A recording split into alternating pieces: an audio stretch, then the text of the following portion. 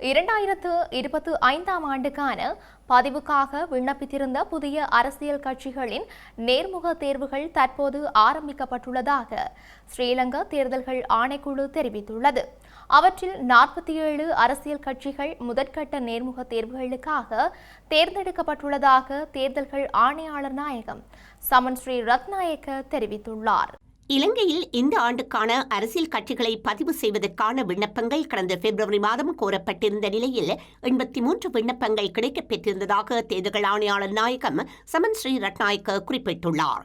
அவற்றில் அடிப்படை ஆவணங்களை கூட பூர்த்தி செய்யாத 36 விண்ணப்பங்கள் நிராகரிக்கப்பட்டுள்ளதாகவும் தற்போது 47 விண்ணப்பங்களுக்கான முதற்கட்ட நேர்முக தேர்வுகள் நடைபெற்று வருகின்றன எனவும் அவர் குறிப்பிட்டுள்ளார். மேலும் அந்த நேர்முக தேர்வில் இருந்து தேர்ந்தெடுக்கப்பட்ட கட்சிகள் இரண்டாவது சுற்று நேர்முக தேர்வுக்கு பரிந்துரைக்கப்படவுள்ளன எனவும் சுட்டிக்காட்டியுள்ளார். குறித்த நேர்முக தேர்வுக்கு பின்னர் தேர்ந்தெடுக்கப்பட்ட கட்சிகள் 2025ஆம் ஆண்டுக்கான புதிய அரசியல் கட்சிகளாக பதிவு செய்யப்படும் என்று தேர்தல் ஆணையாளர் தெரிவித்துள்ளார். தற்போது 86 அங்கீகரிக்கப்பட்ட அரசியல் கட்சிகள் உள்ளமை குறிப்பிடத்தக்கது.